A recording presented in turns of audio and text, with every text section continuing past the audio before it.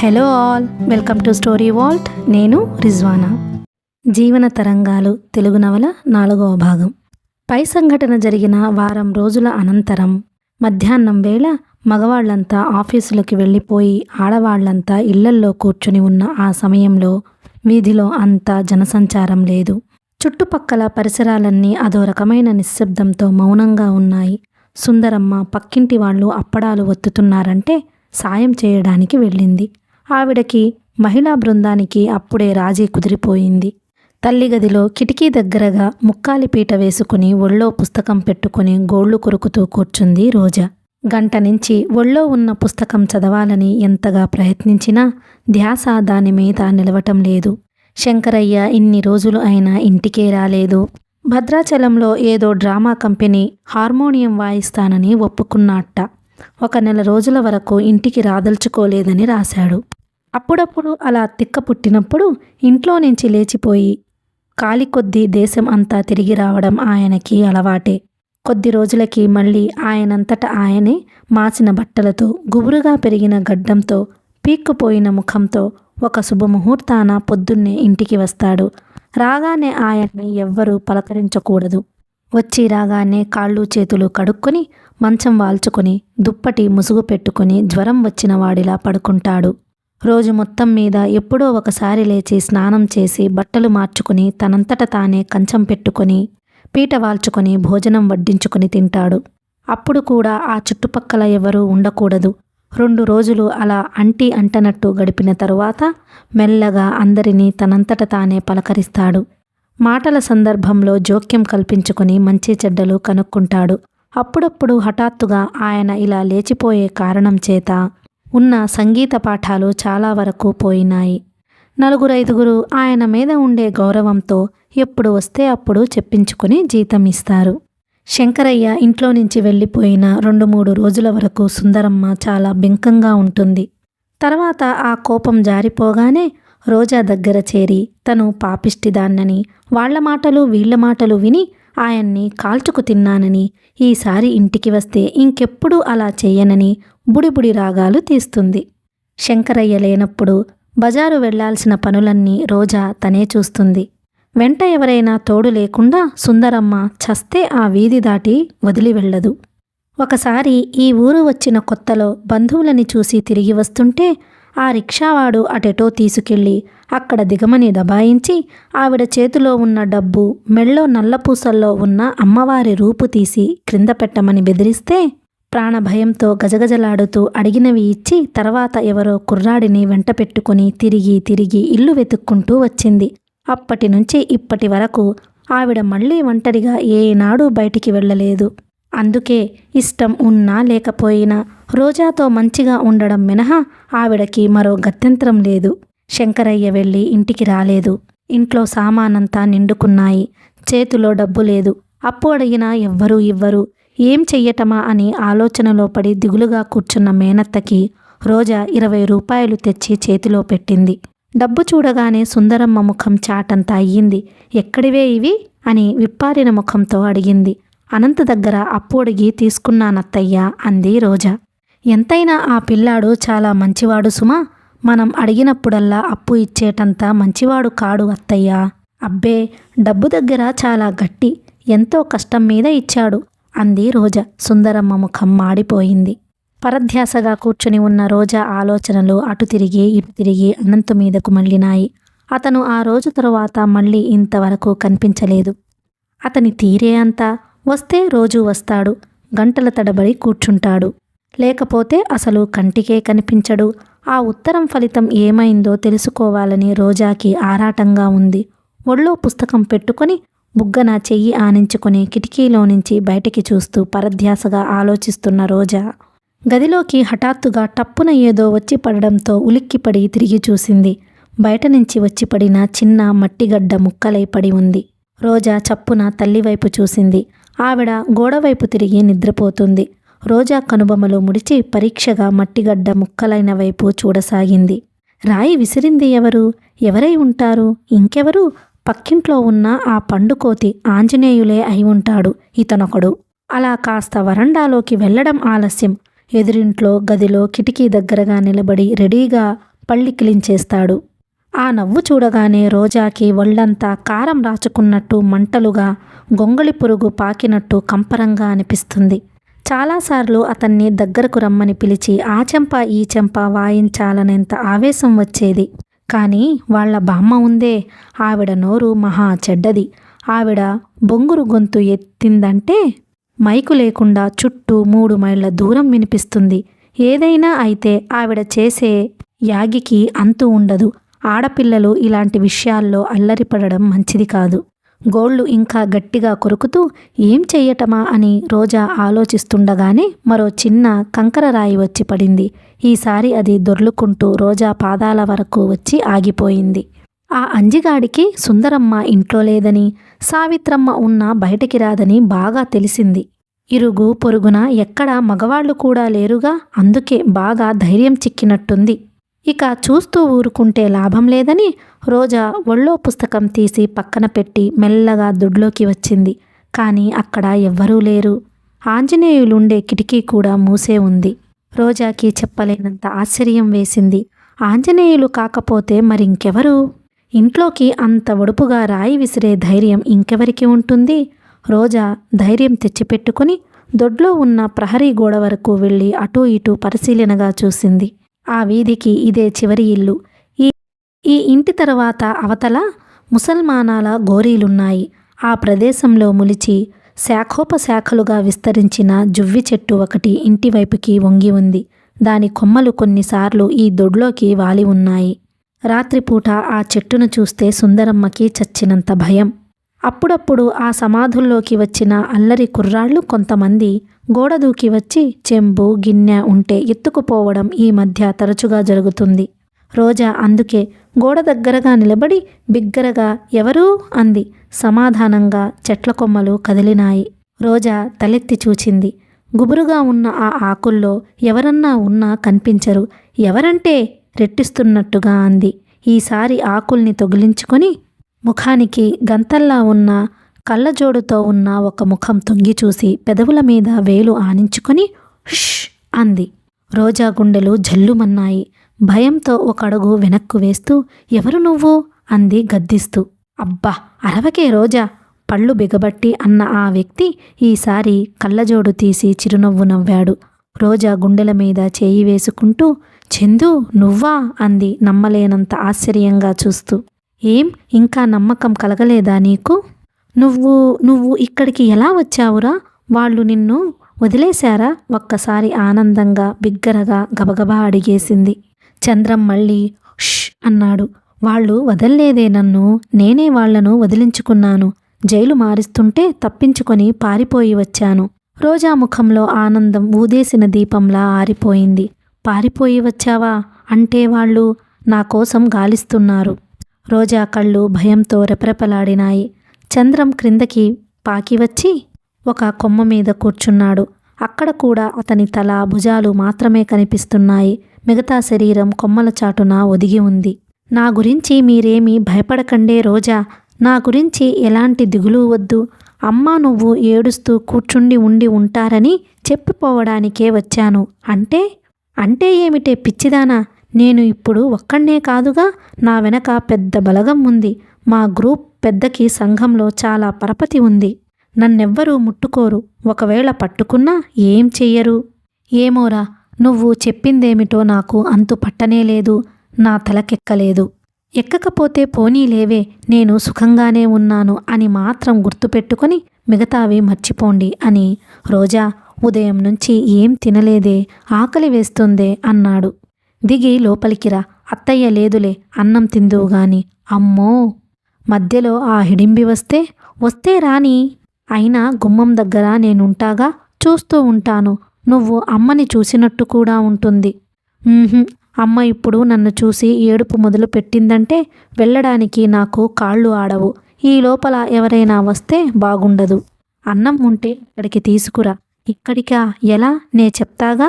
అదిగో ఆ బావి దగ్గర బకెట్ ఇలా పట్టుకురా, చెబుతా. రోజా పరిగెత్తుకు వెళ్ళి బకెట్ తెచ్చింది. తాడు పైకి విసురు అన్నాడు చందు. రోజా విసిరింది. ఒడుపుగా దాన్ని పట్టుకొని తను కూర్చున్న చెట్టు కొమ్మకి కట్టేస్తూ వెళ్ళి గిన్నెలో అన్నం కలిపి తెచ్చి ఆ బకెట్లో ఉంచు. నేను పైకి లాక్కుంటాను, చప్పున రావాలి అన్నాడు. ఓరీ, ఎన్ని తెలివితేటలు నేర్చావురా అంటూ రోజా లోపలికి పరిగెత్తింది. కాళ్ళు చేతులు ఆడనంత కంగారుగా ఉంది.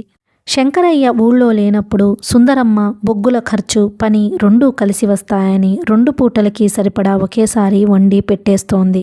రోజా గబగబా స్టీలు గిన్నె తీసుకుని అందులో అన్నం పెట్టి ఇంత పప్పు వేసి కలిపి ఉదయం చేసిన కాకరకాయ వేపుడు పైన పెట్టుకుని గబగబా దొడ్లోకి పరిగెత్తుకు వచ్చింది.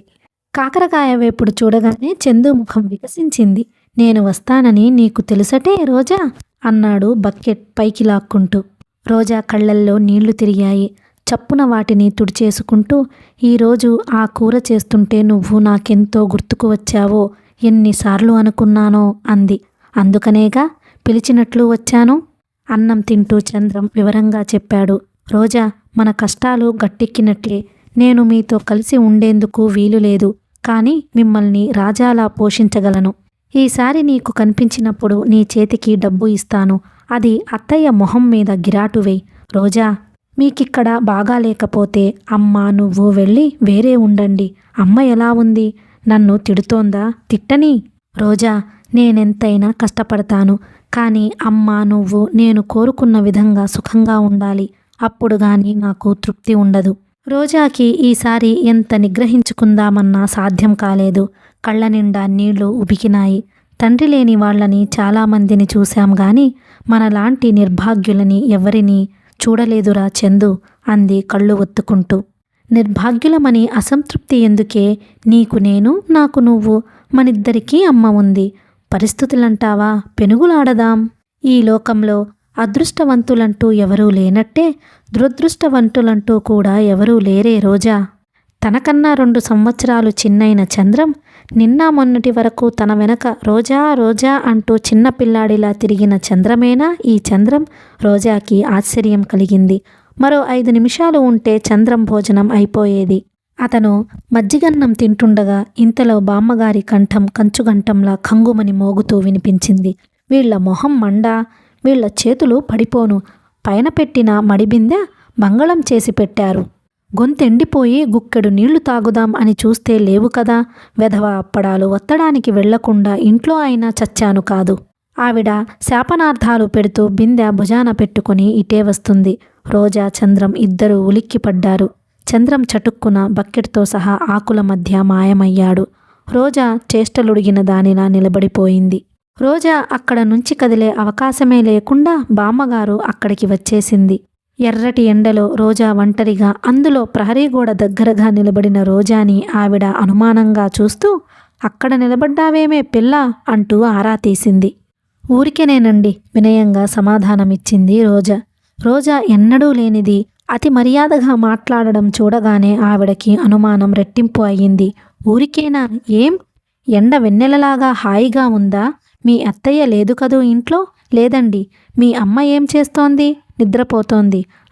అలా చెప్పు అంటూ బామ్మగారు నిస్సంకోచంగా గోడ మీద నుంచి అవతలకి తొంగి చూసింది. ఆవిడకి అక్కడ ఎవ్వరూ కనిపించలేదు. ఆవిడ అనుమానం ఏమిటో గ్రహించిన రోజాకి మనసంతా రోషావమానాలతో కుతకుతలాడింది. కానీ నిగ్రహించుకుని ఊరుకుంది. రోజా దగ్గర నుంచి బావి దగ్గరకు వెళ్ళిన బామ్మగారు దాని చుట్టూ తిరుగుతూ, బకెట్ ఏదే? లోపల పడేశారా? పడేస్తే తెచ్చిపెట్టు అంది. రోజా పై ప్రాణం పైనే పోయింది. ఏమో నాకు తెలియదండి అంటూ విసురుగా సమాధానమిచ్చింది. కనీసం బకెట్ కనిపించకపోతేనన్నా ఆవిడ ప్రస్తుతానికి వెళ్ళిపోతుందేమోననే ఆశతో. మీరు తీయలేదా? ఏమైంది మరి? మేత కోసం కట్టుకొయ్య చుట్టూ తిరుగుతున్న ఆవులా ఆవిడ నూతి చుట్టూ తిరుగుతూ అంది. మేం తీయలేదు, నాకు తెలియదండి రెండోసారి చెప్పింది రోజా. ఏమైంది చెప్పమా? ఇంత క్రితమే నేను స్నానం చేసి బిందెతో నీళ్లు తీసుకువెళ్ళాను. నేనేగా ఇక్కడ పడేసి వెళ్ళింది. ఆ బకెట్ బామ్మగారు కొన్నదే. ఆ బావిలో నుంచి నీళ్లు అందరికంటే ఎక్కువగా వేళాపాళా లేకుండా తీసుకువెడుతూ ఉంటుంది. అందుకే సుందరమ్మ ఎప్పుడో కొన్న బకెట్ పాతది అయి చిల్లు పడితే తన మనవడి చేత తెప్పించింది. సుందరమ్మ డబ్బు ఇవ్వకపోతే పుచ్చుకోలేదు. కోతిగాని ఎత్తుకుపోలేదు కదా. మొన్న నేను చూస్తుండగానే సున్నిపిండి గిన్నె ఎత్తుకుని పారిపోయింది. ఏమోనండి, నాకు తెలియదు. ఈ పీడ వదిలించుకోవడం ఎలాగా అని ఉపాయం ఆలోచిస్తూ నిలబడింది రోజా. జువ్వి చెట్టు ఆకులు కదిలినాయి. బామ్మగారు తలెత్తి చూసింది. అదిగో ఆకులు కదులుతున్నాయి. సందేహం ఎందుకు? కోతే అయి ఉంటుంది. ఓసి దీని మొహం మండా! మొన్ననేగా 4 రూపాయలు బిళ్ళ కుడుముల్లా పోసి కొన్నాను. దీని పొట్టన పెట్టుకుందే ఏమిటి? అంటూ వాళ్ళ ఇంటి గోడ దగ్గరకు వెళ్ళి, ఒరే అంజీ, ఎక్కడ తగలబడ్డావురా? త్వరగా రారా నాయనా! ముదనష్టపు కోతి ముత్యం లాంటి బకెట్ ఎత్తుకుపోయింది అంటూ గావుకేకలు పెట్టింది. ఆంజనేయులు గది కిటికీ తలుపులు భళ్ళున తెరుచుకున్నాయి. అందులో నుంచి చూసిన అతను ఎదురుగా కనిపించిన రోజాని చూసి ఇకిలించబోయి, బామ్మగారిని చూసి చటుక్కున ఆగిపోయి, ఏమిటే బామ్మ అన్నాడు. ఇంకా ఏమిటే అంటూ అలా దీపపు సమ్మెలా నిలబడతావేరా? చప్పున గోడ దూకిరా, చెట్టు మీద కోతి ఉంది. ఆంజనేయులు సార్థక నామధేయుడిలా చెంగున గోడ దిగి వచ్చాడు. రోజా గుండెలో గుబగుబలాడుతున్నాయి. బామ్మగారు, కొన్ని కోతులు కరుస్తాయండి. ఇది పాపం, మీ మనవడిని పీకుతుందేమో, జాగ్రత్త అని చెప్పండి అంది బిగ్గరగా పైనున్న చందుకి ఉపాయం అందిస్తున్నట్టుగా. ఏడ్చింది. అదిలిస్తే అదే పోతుంది అన్నారు బామ్మగారు. ఆంజనేయులికి కోతులంటే చచ్చే భయం. కానీ రోజా ముందు భయపడితే బాగుండదని బెదురుతో ఎలాగో గోడ మీదకి ఎక్కి జువ్వి చెట్టు కొమ్మలు అందుకున్నాడు. అక్కడ నుంచే అదిలిస్తున్నట్టుగా చీచీ హే హే అన్నాడు. పైనుంచి కోతి కిచకిచలాడింది. అమ్మో, ఇదేదో కొండముచ్చులా ఉందే బామ్మ అన్నాడు ఆంజనేయులు బెదురుగా. అయితే మాత్రం ఏం చేస్తుందిరా? బంగారం లాంటి బకెట్ పైన కొమ్ములు కదుపు అంది బామ్మగారు. జాగ్రత్తండి, బకెట్ నెత్తిమీద పడేస్తుందేమో అంది రోజా బిగ్గరగా చంద్రానికి సూచన ఇస్తూ. అంజి తటపటాయిస్తూనే ఉన్నాడు. బామ్మగారు పైకి వెళ్ళమని తొందర చేస్తూనే ఉంది. ఇంతలో బకెట్ చటుక్కున ఆంజనేయులు నెత్తిమీద జారి పడనే పడింది. అమ్మ బాబోయ్! ఆంజనేయులు అరుస్తూ నెత్తి పట్టుకోబోయి ఒళ్ళు తూలి గోడ మీద నుంచి ఢామ్మని క్రింద పడ్డాడు. ఓరి నాయనోయ్, బిడ్డతల పగలగొట్టిందమ్మా పాపిష్టి కోతి అంటూ బామ్మగారు పరిగెత్తుకుంటూ వెళ్ళి నేల మీద మూటలా కూలిన అంజిని ఒళ్ళోకి లాక్కుంది. రోజా కూడా కంగారుగా దగ్గరకు వెళ్ళింది. నాయనా, నువ్వు భయపడుతూనే ఉన్నావుగా, నేనే పంపాగదరా తండ్రి. బాబూ, అంజీ బంగారం అంటూ బామ్మగారు ఏడుస్తూ పిలవసాగింది. ఇంతలో ధబీల్మని గోడవతల ఏదో దూకిన శబ్దం వినిపించింది. రోజా చటుక్కున లేచి గోడ మీద నుంచి తొంగి చూసింది. చందు గోరీల మధ్య అడ్డం పడి పరిగెత్తుతూ వెనక్కి తిరిగి రోజా కనిపించగానే చెయ్యి గాలిలో ఊపి అదృశ్యమైపోయాడు. రోజా గుండెల మీద నుంచి పెద్ద బరువు దింపుకున్న దానిలా హమ్మయ్య అన్నట్టు తేలికగా ఊపిరి విడిచింది. అంజీకి స్వల్పంగానే గాయాలు తగిలాయి. గోడ మీద నుంచి పట్టుతప్పి పడడంతో కాలు మెలిపడి నొప్పి చేసింది. బామ్మగారి సాయంతో లేచి ఆవిడ చెయ్యి పట్టుకుని కుంటుకుంటూ ఇంటికి వెళ్ళిపోయాడు. రోజా ఇంట్లోకి వచ్చింది. అక్కడ మూత తీసిన అన్నం గిన్నె ఖాళీగా కనిపించింది. దాన్ని చూడగానే గుండెలు జల్లుమన్నాయి. అత్తయ్య వస్తే ఏమని చెప్పాలి? రోజా భయపడ్డట్టుగానే ఆలోచించేందుకు వ్యవధి కూడా లేకుండా వీధి వాకిట్లో సుందరమ్మ గొంతు, ఏమిటి బామ్మగారు, ఏమైంది అంజీకి అని అంటూ వినిపించింది. బామ్మ జరిగిన వృత్తాంతం చెబుతోంది. రోజాకి మెరుపులాంటి ఆలోచన వచ్చింది. బావి దగ్గర చల్లదనం కోసం పడుకుని ఉన్న కుంటి కుక్క మెడబట్టి ఇంట్లోకి లాక్కొచ్చి అన్నం గిన్నె ముందు వదిలింది. అది గిన్నెలో తలదూర్చి కుయ్యో కుయ్యో అంటూనే అన్నం తినసాగింది. చీచీ, కదులుతావా లేదా? కుంటి కుక్కని బయటకి తోలుతున్నట్టుగా బిగ్గరగా అంది రోజా. ఏమిటే అది అంటూ వంటింట్లోకి వచ్చిన సుందరమ్మ లోపల గిన్నెకి కలబడిన కుక్కని చూడగానే, అయ్యో అయ్యో, అన్నం గిన్నెకే పడ్డాదా? కదులు, అలా చూస్తూ నిలబడతావేమే రోజా, నడుం విరగ్గొట్టక అంటూ మూలనున్న చీపురు తీసి దాని నడుం మీద 4 వేసింది. కుంటి కుక్క అన్నం గిన్నె వదిలి కుయ్యో కుయ్యోమంటూ దొడ్లోకి పరిగెత్తింది. సుందరమ్మ మేనకోడలి మీద మరోసారి గయ్యమని లేచింది. కర్ర తీసుకుని 4 బాదకుండా అలా చోద్యం చూస్తూ నిలబడతావేమే? ఏం చెయ్యనత్తయ్యా, కరుస్తుందేమోనని భయం వేసింది. సుందరమ్మ కళ్ళింత చేసి చూస్తూ ఆశ్చర్యంగా, కరుస్తుందా? ఎప్పుడూ తోకాడించుకుంటూ నీ వెనక తిరిగేది నిన్ను కరుస్తుందా? కొట్టడం ఇష్టం లేక ఊరుకున్నానని చెప్పరాదు? అయ్యో అయ్యో, సేరు బియ్యం అన్నం అంది వాపోతూ. రోజా అక్కడ నుంచి తల్లి గదిలోకి వచ్చింది. సుందరమ్మ కేకలకి అప్పుడే మెలకువ వచ్చిన సావిత్రమ్మ, ఏమిటే అది రోజా అని అడిగింది. ఏం లేదమ్మా, మృదువుగా సమాధానమిచ్చింది రోజా. వంటిల్లు సర్దుకొని కుక్క ముట్టుకున్న గిన్నె శుభ్రంగా తోమి కుంపటి రాజేసి మళ్ళీ అన్నం వండాలని ప్రయత్నిస్తున్న సుందరమ్మకి గిన్నెలో పులుసు తరగడం, కాకరకాయ కూడా లేకపోవడం, మజ్జిగలో గరిటె వేసి ఉండడం కనిపించి చోద్యంగా చూస్తూ అలాగే నిలబడిపోయింది. క్షణంసేపు దట్టమైన ఆవిడ 2 కనుబొమలు దీర్ఘాలోచనలతో దగ్గరైనాయి.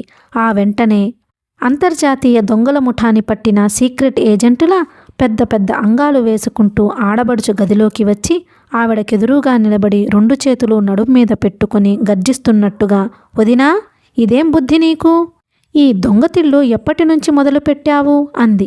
అప్పుడే నిద్రలేచిన సావిత్రమ్మకు ఆవిడ అనేదేమిటో అర్థం కాలేదు. అర్థం అయిన రోజా ఎలా కాదనాలో తెలియక పెదవి విప్పలేదు. సుందరమ్మ రోజా వైపు తిరిగి తీక్షణంగా చూస్తూ, పైగా కుక్క తిందని అబద్ధం చెబుతావేమే నువ్వు? అంది. ఏమో, నాకు తెలియదు. నేను చూసేసరికి కుక్క నాకుతోంది. రోజా విసురుగా సమాధానమిచ్చింది. వెధవ జీవితం. రాక చందు వస్తే వాడికి గుప్పెడు అన్నం పెట్టే స్వతంత్రం లేని బ్రతుకు. ఛీ, పగవాళ్లకి కూడా వద్దు. మీ తల్లి కూతుళ్ళిద్దరూ నా కళ్ళు కప్పాలని కావాలని కుక్కని ఇంట్లో వదిలారు. నేనేం చచ్చిందాని అనుకున్నారా? ఆ కుంటి కుక్క కాకరకాయ వేపుడు అంతా తినేసిందా?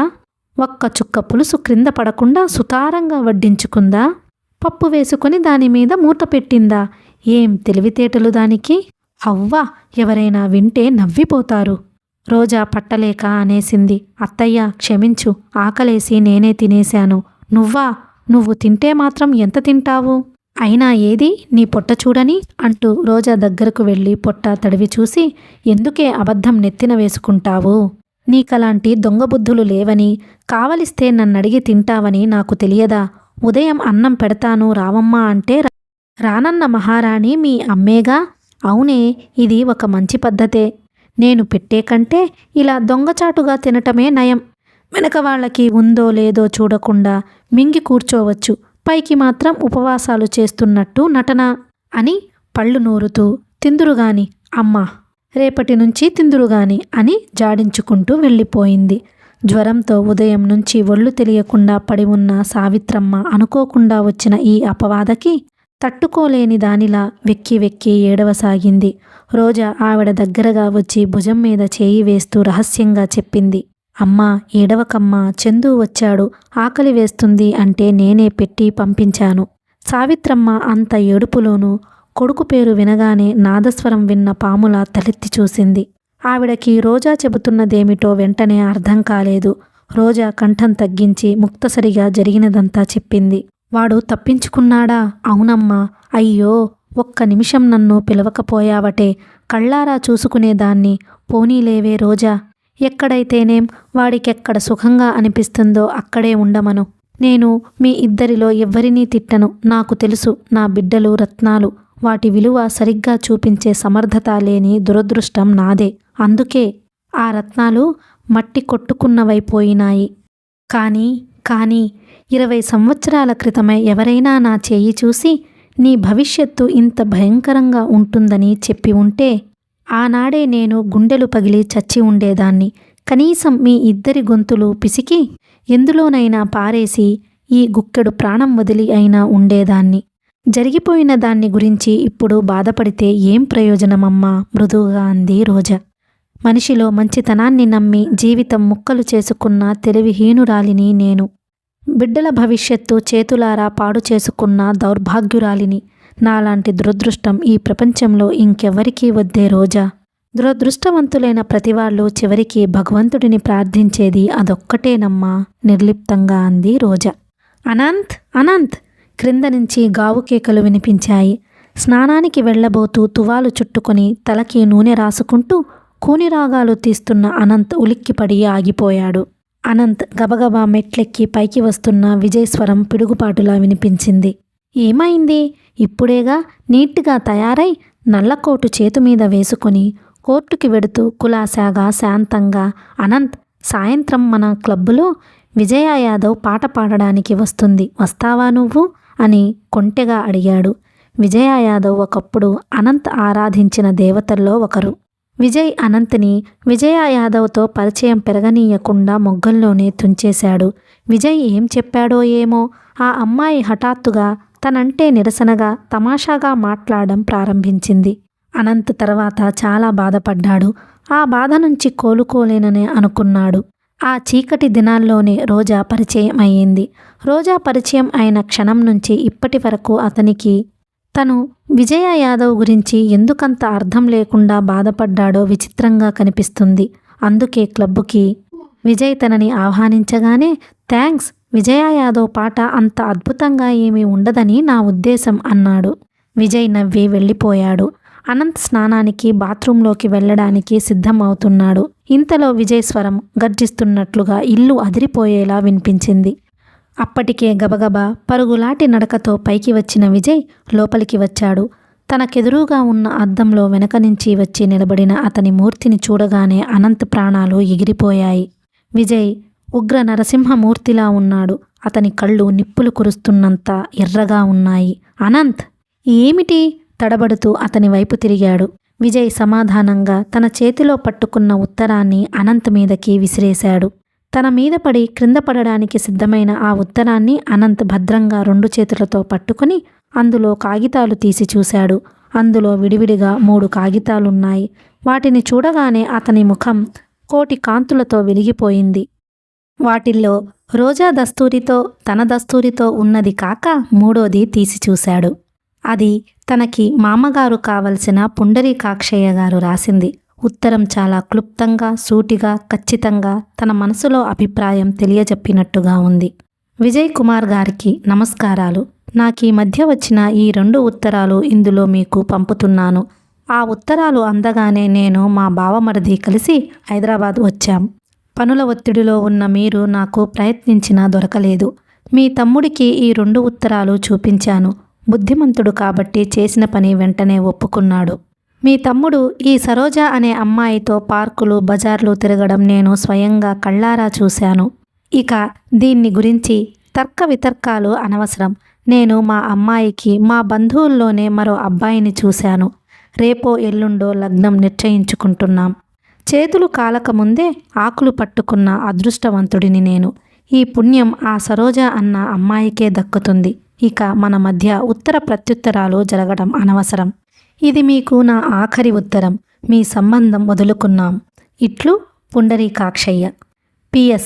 మీ తమ్ముడు కోరిన ప్రకారం ఆ అమ్మాయితో వివాహం జరిపించడం మీకు కర్తవ్యం.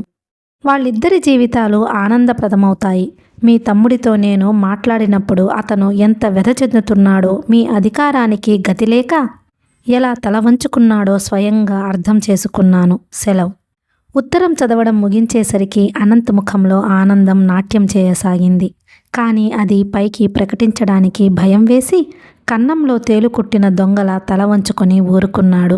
అనుకున్న ప్లాన్ అక్షరాలా నెరవేరి దిగ్విజయం లభించినందుకు అతని గుండెలు సంతోషంతో ఉవ్వెత్తున లేచాయి. త్వరగా విజయ్ ఇక్కడ నుంచి వెళ్ళిపోతే బాగుండు.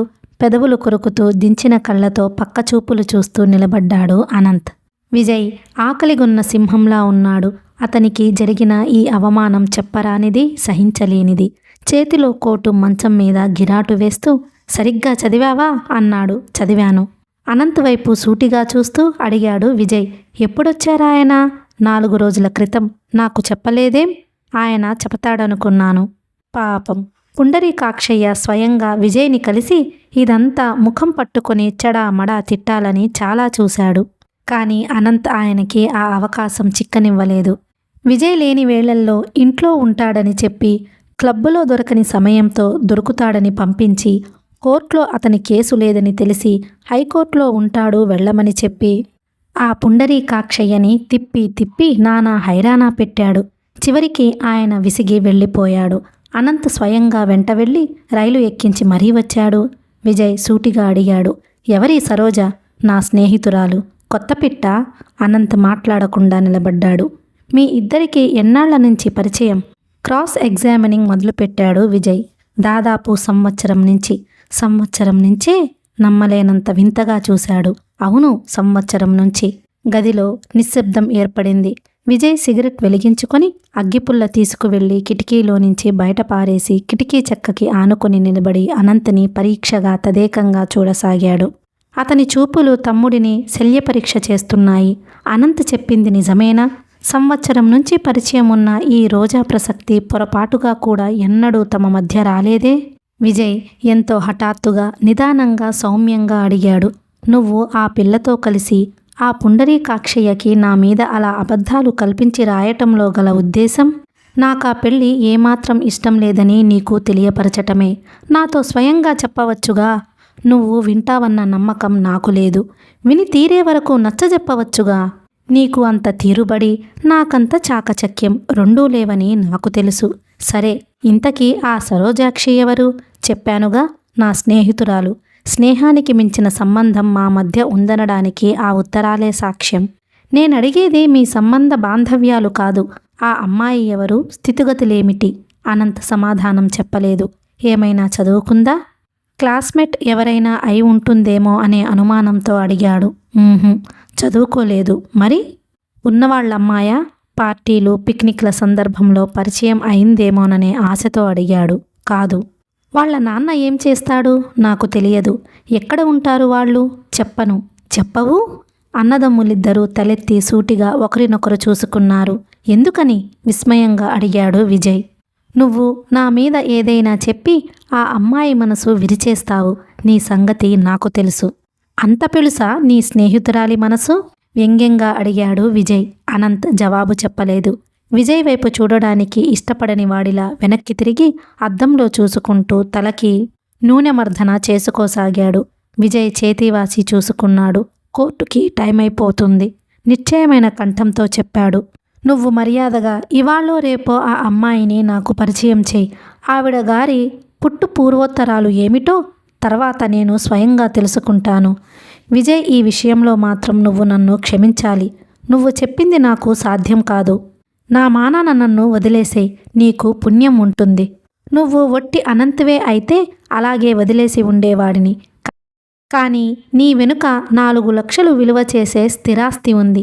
దానిమీద ఏటా 1,00,000 రూపాయల ఆదాయం వస్తుంది.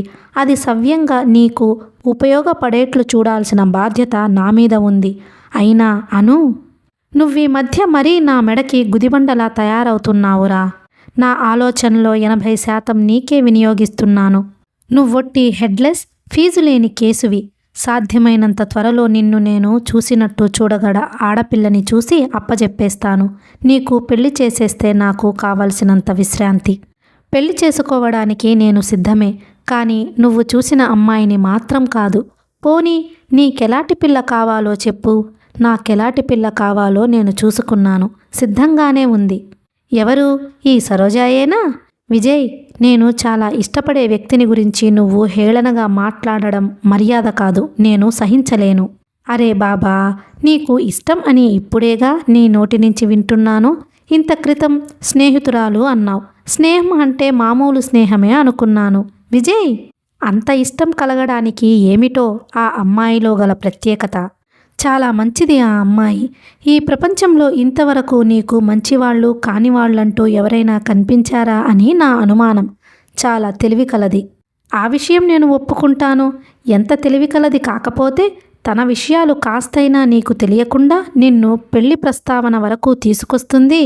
ఆ వనజ ఇలాగే కదా, మంచిది మంచిది అని పొగుడుతూ ప్రేమిస్తున్నానని కలలు కంటూ కంఠం వరకు దిగావు. నిన్న ఊబిలో నుంచి పైకి లాగేసరికి నేనెంత శ్రమపడ్డానో తెలుసా? గుర్తింపు లేని కష్టం. ఇదే ఇంకెవరైనా అయితే నన్ను ఎంత ఆత్మీయంగా చూసుకునేవారో, నా మాటకి జీవితాంతం ఎంతగా విలువ ఇచ్చేవాళ్ళో. అను, నువ్వు చాలా కృతజ్ఞుడివిరా. అనంత్ ముఖం కందగడ్డలా అయ్యింది. తలెత్తి విజయ్ వైపు చూశాడు. ఆ కళ్ళల్లో కృతజ్ఞత, నమ్రత నిండుగా తొణికిసలాడుతున్నాయి. విజయ్, నీ మేలు జన్మలో మర్చిపోలేను. విజయ్ ఆశాభంగం పొందినవాడిలా చూచాడు. నీ వరస ఎలా ఉంది అంటే, అప్పుడా వనజ నుంచి నేను రక్షించకపోతే ఇప్పుడు ఈ సరోజ దక్కేది కాదు. నీకు నా థ్యాంక్స్ అన్నట్టుగా ఉంది. ఎగ్జాక్ట్లీ అన్న తరువాత నాలిక్ కొరుక్కున్నాడు. అదే తన ఉద్దేశం అయినా పైకి ఇంకో రకంగా చెప్పి ఉండాల్సింది. అంత త్వరగా నువ్వు ఆ పాఠం మర్చిపోయి మళ్ళీ ఆడపిల్ల వలలో పడ్డావంటే నీ తెలివితేటల మీద నాకు కాస్త అపనమ్మకం కలుగుతోందిరా. అను, లేదు విజయ్, నువ్వీసారి నా మాట నమ్ము. ఆ పరిణామాలు వేరు, ఈ పరిచయం వేరు. అప్పుడు నేనసలు మనిషిని కాదేమో అనిపిస్తుంది. రోజా చాలా మంచిది విజయ్. నేనంటే తనకి చాలా ఇష్టం. నువ్వంటే ఇష్టం లేనిది ఎవరికిరా అను? ఎందుకుండదు? వెన్నలాంటి మనసు కలవాడివి, వెనక ఇంత సంపద ఉన్నవాడివి. ఎవరికైనా నీ పంచన చేరాలని ఉండటంలో ఆశ్చర్యం ఏమీ లేదు. దానికోసం నీ మీద అభిమానం ఉన్నట్టు నటించటంతో మొదలు అవుతుంది పరిచయం. అందుకే జాగ్రత్తగా ఉండమని పదే పదే నిన్ను హెచ్చరించేది. సంవత్సరం నుంచి నువ్వు ఆ అమ్మాయితో తిరుగుతూ పరిచయం పెంచుకుంటూ ఉన్నా నాకు తెలియదంటే ఇవి నీ తెలివితేటలు కావని, ఆ అమ్మాయివేనని తెలుస్తూనే ఉంది. అనంత్, నీకిష్టమున్నా లేకపోయినా నేను ఆ అమ్మాయిని చూసి తీరుతాను. తర్వాత నీకిష్టమున్నా లేకపోయినా, నీకు నచ్చినా నచ్చకపోయినా నేను రోజాను పెళ్లాడి తీరుతాను. అనంత్ నిర్భయంగా మొండిగా అన్నాడు. ఎన్నడూ లేంది అనంత్లో కనిపిస్తున్న ఈ తెగింపుకి విజయ్ ఆశ్చర్యపోయాడు. చాలాసేపటి వరకు తమ్ముణ్ణి చూస్తూ అలాగే నిలబడ్డాడు. అనంత్కి కళ్ళ నీళ్ల పర్యంతంగా ఉంది. రోజాని గురించి విజయ్కి చూడకుండానే తెలియకుండానే దురాభిప్రాయం ఏర్పడడం, నిరసనగా మాట్లాడడం భరించలేకుండా ఉన్నాడు. విజయ్ చివరికి చాలా మృదువుగా, చాలా ఖచ్చితంగా చెప్పాడు. చూడు అనంత్, నువ్వంతా పట్టుదలగా కోరుతుంటే నేను మాత్రం కాదనడం ఎందుకు? నువ్వు, నీ సరోజ ఇల్లు వాకిలి లేకుండా, అన్నం నీళ్లు లేకపోయినా పార్కులు బజార్లు తిరుగుతూ చెయ్యి పట్టుకొని ప్రేమగీతాలు పాడుకుంటూ బ్రతకగలమంటే నా అభ్యంతరం ఏమీ లేదు. అప్పుడు తెలుస్తుంది నీకు ఆ సరోజాకి నీ మీద బంకలా ఏర్పడిన ఈ ప్రేమ అసలైందో సిసలైందో. విజయ్ మాటలు ఇక వినలేనట్టు అనంత్ బాత్రూంలోకి వెళ్ళి తలుపులు భళ్ళున మూసుకున్నాడు. అనంత్లో ఒక బలహీనత ఉంది. తను తర్కించి వాదించలేని సమయంలో అసక్తత అంతా కన్నీళ్ల రూపంలో ప్రవహిస్తుంది. ఇప్పుడు కూడా అంతే. విజయ్ ఇంకా ఏదో ఆలోచిస్తూ అక్కడే నిలబడిపోయాడు. ఉన్నట్టుండి హఠాత్తుగా బాత్రూం తలుపులు తెరుచుకున్నాయి. వాటి మధ్య నుంచి మంకెన పూలులా ఉన్న కళ్ళతో తల మాత్రం బయటకి పెట్టి, విజయ్, ముందే చెబుతున్నా, రోజాని నువ్వేదైనా అవమానించినట్లు తెలిసిందా? ఆ క్షణంలోనే నాకు నీకు రామ్.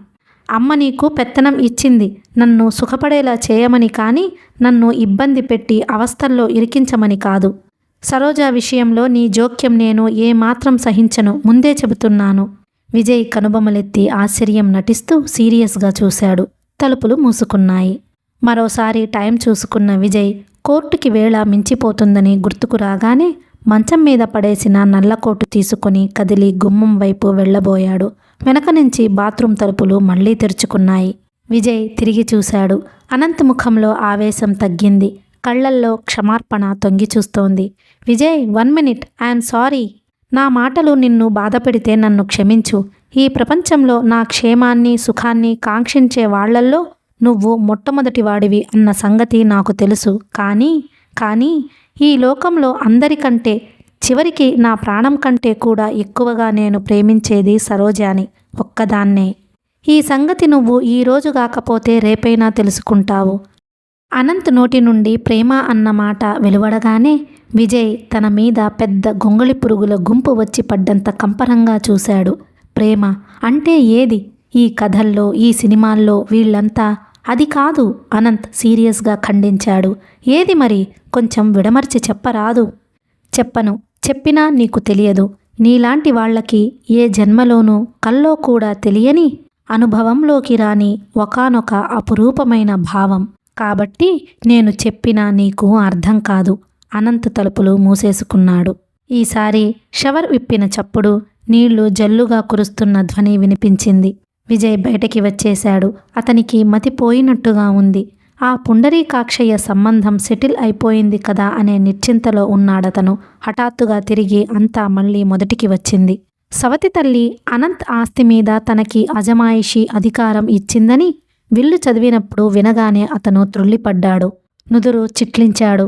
అనంత్ని డబ్బు విషయంలో కంట్రోల్ చేయడానికి ఆవిడ ఎన్ని అవస్థలు పడేదో, ఎంత అశాంతికి గురి అయ్యేదో అతను కళ్ళారా చాలాసార్లు చూశాడు. ఆ బాధలన్నీ ఇక నుంచి తను పడాలి. విజయ్ భయపడ్డంతా జరిగింది. అనంత్ అతనికి తలనొప్పిగా తయారయ్యాడు. సాధ్యమైనంత త్వరలో జాగ్రత్త, వివక్షత గల పిల్లని చూసి అనంత్కి పెళ్లి చెయ్యాలని విజయ్ చాలా తొందరపడుతున్నాడు. ఈ డబ్బు జాగరూకత వహించే భారం రావటంతో తల్లి బ్రతకుండగా ఆప్తమిత్రుల్లా ఉండే అన్నదమ్ముల మధ్య పెద్ద అగాధం లాంటి అభిప్రాయ భేదం వచ్చింది. తన మీద ఆపేక్షతో అడిగినప్పుడల్లా విజయ్ డబ్బు ఇస్తాడని ఆనందంతో ఎగిరి గంతేసిన అనంత్కి త్వరలోనే ఆశాభంగం అవటమే కాకుండా తన ఉద్దేశం పొరపాటని తెలిసి వచ్చింది. విజయ్ సవతి తల్లి తనను నమ్మి మీద పెట్టి వెళ్ళిన బాధ్యతని అక్షరాల అమలుపరుస్తాడని అనంత్ కలలో కూడా అనుకోలేదు. అనంత్ ఏ విషయంలోనైనా మెత్తబడతాడు, సర్దుకుపోగలడు. కానీ డబ్బు విషయంలో మాత్రం మహామొండి. నెల నెల అనంత్ అవసరాలకి సరిపోయే డబ్బు కాస్త ఎక్కువగానే ఇస్తాడు. కానీ ప్రతి చిన్న విషయం అతనికి లెక్కలు చూపించాలి. 1-2 సార్లు దొంగ లెక్కలు చూపించి విజయ్ మోసం చెయ్యాలని చూసిన అనంత్కి ఆ ఉపాయం ఫలించకపోగా పట్టుబడిపోయి చివాట్లు తిన్నాడు. విజయ్ అప్పటి నుంచి లెక్కల విషయంలో మహా గట్టిగా ఉండడం ప్రారంభించాడు. ఏ చిన్న విషయమైనా అతని దృష్టికి కావాలనుకుంటే సుస్పష్టంగా అంది తీరుతుంది. అనంత్కి పెళ్లి చేసి ముక్కుకి తాడు వేయకపోతే ఇక లాభం లేదని గ్రహించిన విజయ్ రాచవరం సంబంధం ఖాయం చేశాడు. పుండరీకాక్షయ్య అనబడే ఆయన బాగా ఉన్నవాడు. ఆయనకు ఒక్కగానొక్క పిల్ల కస్తూరి. కుటుంబం, సాంప్రదాయం అన్నీ చాలా మంచివి. విజయ్ దృష్టిలో కస్తూరి అనంత్కి అన్ని విధాలా తగిన పిల్ల. ఆ అమ్మాయికి చదువు అంతగా లేకపోయినా సంసారం నిర్వర్తించుకునే తెలివితేటలున్నాయి. పని పాటలు బాగా వచ్చు. ముఖ్యంగా పతియే ప్రత్యక్ష దైవం అని నమ్మకాన్ని నరనరాల్లో జీర్ణింపజేసుకున్న వంశంలో పుట్టింది. వాళ్లే ఉన్నవాళ్ళు కాబట్టి అనంత్ ఆస్తి మీద జాగరూకత తప్ప అది కాజేయాలనే మొహం ఉండదు. అనంత్ ఆ పిల్లతో అన్ని విధాలా సుఖపడగలడని, ఈ పెళ్లి అయితే అనంత్ భవిష్యత్తు గురించి తను నిశ్చింతగా ఉండవచ్చునని విజయ్ ఆశించాడు. హఠాత్తుగా అతని ప్రయత్నాలన్నీ, ఆశలని వమ్ము చేస్తూ ఈ సరోజ అనే రాక్షసి ఎక్కడ నుంచి ఊడిపడింది? ఎవరి రోజ? అనంత్కి ఈమెకి ఎలా పరిచయం? అదెప్పటి నుండి మొదలైంది? ఎంతవరకు వచ్చింది? ఎంతవరకు వచ్చిందో ఈ ఉత్తరాలు సుస్పష్టంగా చాటి చెబుతూనే ఉన్నాయి. ఆ ఉత్తరాలు చూస్తుంటే అనంత్ ఆ అమ్మాయి గుప్పెట్లో బాగా చిక్కినట్టే కనిపిస్తుంది. ఎంత ధైర్యం లేకపోతే అలా సరాసరి కాబోయే మామగారికి ఉత్తరం రాస్తుంది? మళ్ళీ ఈ సరోజా గుప్పెట్లో నుంచి అనంత్ని తప్పించటానికి తను ఎన్ని ఉపాయాలు ఆలోచించాలో, ఎన్ని అవస్థలు పడాలో. విజయ్కి హఠాత్తుగా అనంత్ మీద, స్వర్గంలో ఉన్న సవతి తల్లి మీద చెప్పలేనంత విసుగు కలిగింది. కథ కొనసాగుతుంది. మీకు ఈ వీడియో నచ్చినట్లయితే please like, share and subscribe the channel. Thank you.